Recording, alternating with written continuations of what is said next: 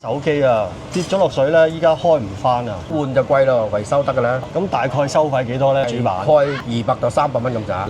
07年喺呢度做，一路到依家㗎啦。除咗手機之外咧，仲有維修電腦啊、手錶啊、耳機都有㗎喎。都有手機全系列都維修，華為、OPPO、VIVO 接機我哋都做。檢查手機係免費㗎喎。一定係你整唔好，一樣咁唔收費嘅。如果你覺得價格唔啱喎，或者咪裝翻俾你，絕對唔會收任何費用嘅。整機免費送膜，有保養3個月之內電池有任何問題都可以攞翻嚟。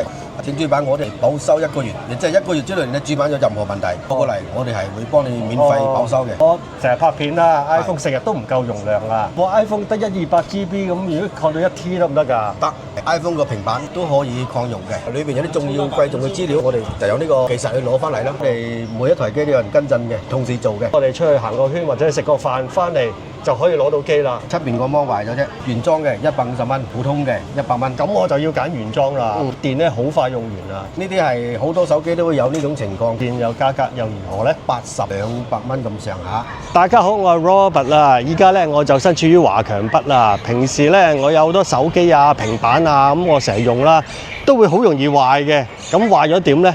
咁我就會嚟到後面嘅遠望啊，有間手機維修中心咧，好唔錯嘅喎。咁我哋入去睇下。順便同大家話下點樣過嚟呢度，交通好方便，周圍幾條地鐵線都經過。由羅湖口岸過關嘅話，搭1號線去到華強路站，又或者坐2號線、7號線去華強北站都得。最近就係華強北站 B 出口，一出嚟望右手邊就會見到遠望數碼商城，藍色大招牌好醒目，一眼就睇到。由商場右邊條通道入去，一路直行，行到第3條巷仔轉右，第2間鋪就係創優手機維修。鋪位編號 A1-120，大家唔好行錯。就係我後邊呢間啦，叫做創優手機維修啊，係 A1120號鋪啊。Hello， 陳老闆啊，你好。我有啲平板電腦啊、手機有啲問題啊，所以上嚟檢查同埋維修嘅。可以。係啊，咁咧呢個平板電腦都好舊㗎啦，有啲爆裂啊，想睇下有冇得整咯。係啊。呢個係內屏係好嘅。係，就係出邊個芒壞咗啫。咁呢個就換個芒得㗎啦，觸摸得㗎啦。係。就有2種價，一個咧就係原裝嘅150蚊，一個就嗰啲係普通嘅100蚊。就普通100蚊平啲，原裝都有喎。有，一定有嘅。咁我就要揀原裝啦，150蚊啦咁樣。好，揀原裝芒啦。好。咁咧，我仲有一部入過水嘅手機啊，跌咗落水咧，依家開唔翻啊！有一部 iPhone 手機，入咗水係嘛？係啊。多數咧呢啲入水機咧就要檢查下我先知，大概一般常規嚟講都係個主板，因為佢有電啊嘛。係啊。有電供住啊嘛，一入水咧主板肯定燒咗嘅。可能要換主板喎，有機會。唔使換。維修，維修主板。如果要換就貴咯，維修得㗎啦。維修。咁大概收費幾多咧？維修主板？大概係200到300蚊咁咋。200-300蚊到。咁咧，我另外咧仲有部三星手機啊，啲電咧好快用完啊，想換個新電啊呢個。咁如果三星手機換電又價格又如何咧？呢啲機咧就睇高端或中端或者低端機價格都唔一樣。大概咧一般咧都喺80蚊到200蚊咁上下，但係呢隻 S23U 呢隻換就呢啲電池嘅嘢，一般我就建議就都係換翻原電啦，因為佢價格都唔高，係130蚊。好啊，換個新電啦。仲有啊，小米手機啊，咁啊，我諗都好多人用小米手機啊，咁咧我呢部小米手機成日重啟喎，唔知咩事啊？通病。呢啲係好多手機都會有呢種情況，佢重啟咧一般都係個透件 CPU 嘅問題啦。咁呢啲咧就做好嘅話就200蚊。200蚊度。係。都 OK 啊，價錢都可以接受，都幾抵。即係我哋做呢啲咧，因為我喺度做咗成2007年喺呢度做，一路到依家㗎啦。即係話主要係都好耐咯喎。係，主要係做口碑嘅啫。即係話服務啦、質量啦、價格啦，我哋一路都係遵循呢咁樣去做法嘅，係因為我哋要求嘅係，例如你講你呢次到咗我呢度，係啊，咁樣一定你覺得我個價格合適，係啊，其實又得，下次先翻回頭啊嘛！我主要係靠你到咗呢度之後認可我，下次再回頭係啊，即係咁意思。做熟客生意咯，回頭客咯，係咪？係一鋪個生意，就算揾幾多都唔長久啊嘛。哦，咁咧我想問下咧，我見你哋咧，除咗手機之外咧，仲有維修電腦啊、手錶啊、耳機都有喎。都有。咁如果我啲蘋果手錶咧，啲電通常都好電好快用完咧，咁換電幾多錢咧？換電一般都喺睇佢係邊一年嘅產品咯。哦，即係一般喺100到200蚊之間。係。因為佢如果係例如 S10啊、S9啊又唔同 ，S3、S4又平啲，即係咁意思。哦，都係百零蚊到嘅啫。百零蚊唔貴嘅呢啲。陳老闆啊，我想問下咧，你哋除咗三星啊、蘋果、小米呢啲手機咧，仲維修咩手機㗎？手機全系列都維修，華為、OPPO、vivo， 即係所有系列我哋都做。哦，即係好多品牌都可以維修到㗎。係，好多人用喎，接機我哋都做。係啊，係。接機都有得整啊！都有得整。哦，咁幾好喎！接機咧，佢其實接機咧就係等同於之前嗰啲翻蓋機咁樣，其實就依家係先進咗啲啫。佢就係一翻咁樣，佢有個排線好易壞，呢個係通常係最壞得最多嘅。哦，咁啊，咁樣接機都唔怕啦，咁啊可以攞嚟呢度。可以㗎。啊，俾阿陳老闆維修啦。可以㗎。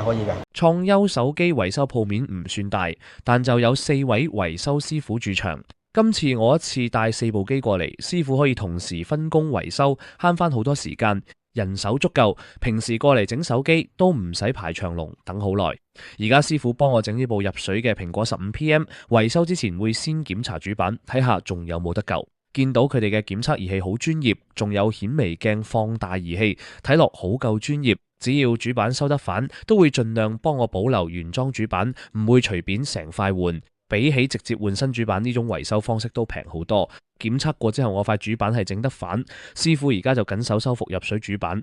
隔離另一個師傅就幫我整部成日自動重啟嘅小米手機，同樣都係主板故障問題。針對唔同機款同故障，佢哋都有專用工具同儀器去檢查同維修，工具款式齊全，準備好充足。第3位師傅就負責幫我換三星手機電池，部機續航越來越差，我就揀換原裝電池，先150蚊。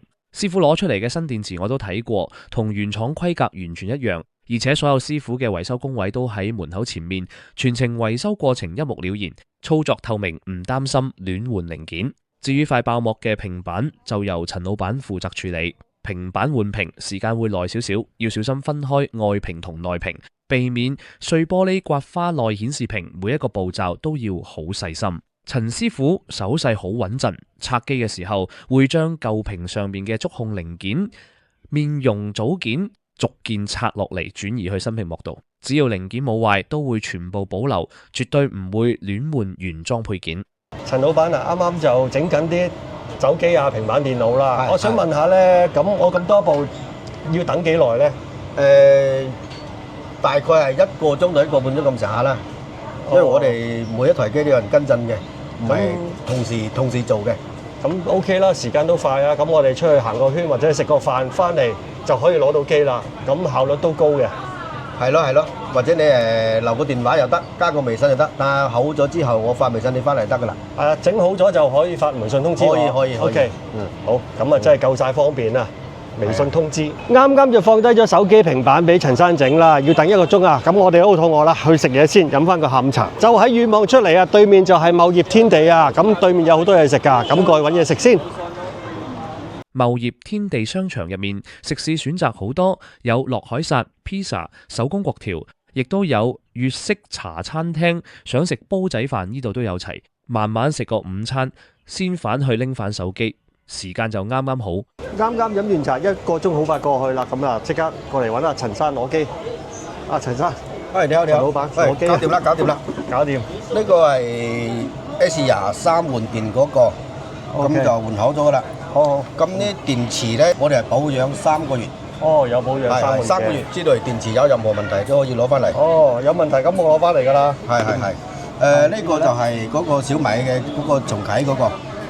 呢個咧就整主板嘅，整主板我哋係保修1個月，即係1個月之內你主板有任何問題攞過嚟，我哋係會幫你免費保修嘅。保修嘅有，OK。呢個就唔着機嗰個15 Pro Max， 係啊，都係翻咯喎，係都係保翻1個月。係好。咁呢個咧就係換嗰個芒嘅，哇，好順暢喎。係。哇，整翻好啦！頭先爆晒，而家已經整翻好晒啦。即係咁樣拖呢個，如果佢甩手咧，證明觸摸就唔得噶啦，一拖得噶啦 ，OK 噶啦，冇問題噶啦。靈敏度都好高。係。咁啲咧橡皮筋咧，就係因為我哋換芒嘅時候咧，裏邊有膠水嘅，嗰啲膠水要自然乾嘅，咁就要等佢2個零鐘咁上下，你就翻去嘅時候咧就搣咗呢啲膠圈掉咗佢得噶啦。正常啦，而且嗰個芒咧，我哋都幫你貼有個芒貼噶啦，因為整機咧一般我哋都免費送芒貼嘅。幾好啊！老闆啊，我有幾個問題想問你啊。係。咁我成日拍片啦 ，iPhone 成日都唔夠容量啊。嗰部 iPhone 係咪可以增加容量㗎？我係可以。iPhone 個手機同埋 iPhone 個平板都可以擴容嘅。哦。咁佢大擴容嘅費用咧就睇下容量幾大。係。例如嗰啲15、16嗰啲樣，你擴到512嘅話，咁就要去到500-600蚊咁渣啦。哦。因為呢啲就冇一定價格，睇嗰個硬盤個時價。哦。我哋就交翻些少手工費咁啫。哦。例如呢啲咁嘅 iPad 嘅話，如果係嗰啲中低端嗰啲，可能係擴128嗰啲係200蚊咁上下左右咯，100零蚊咁上下咯。哦。咁如果我部 iPhone 得128GB 咁，如果擴到1T 得唔得㗎？得，但係要睇佢呢個 iPhone 嘅型號，佢出廠嘅時候有冇設計有1T 嗰隻。如果佢有，咁就可以擴。哦。如果冇，就冇辦法啦。哦，即係本身原裝有，佢就會有㗎啦。係。OK。咁咧，我有時啲手機咧壞咗着唔到機啊，咁咧裏邊有啲相啊，嗰啲珍貴回憶啊，咁咧咁裏邊啲數據可唔可以攞翻出嚟㗎？通常都可以，只要你唔係俾人哋整到好爛嗰隻。即係我哋本身我哋都有嗰個恢復數據呢個問題㗎嘛。就係其實恢復數據咧就係因為人哋例如啲機跌得好爛，或者入咗水。其實都已經好嚴重㗎啦，我唔維修翻嚟一定就冇可能㗎啦，要翻正常機咁樣。佢就係想話裏邊有啲重要貴重嘅資料啊，咁攞翻出嚟咁樣，我哋都會就有呢個技術去攞翻嚟啦。咁就可以攞翻到啲珍貴回憶。咁咧，我見你有寫住咧，檢查手機係免費嘅喎，咁係咪㗎？係一定係，即係我哋檢查咗之後咧，先會。例如你攞台機過嚟，你講咩問題，咁我哋必須要拆機㗎嘛。除非係屏幕壞一睇，大家都知明啦，係咪先？如果係其他問題嘅，你拆機檢查過之後，再報價俾你。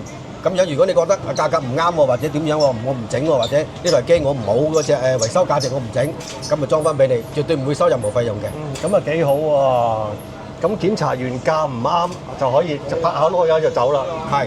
如果我哋呢度咧，即係咁樣報咗價之後，例如有啲主板問題。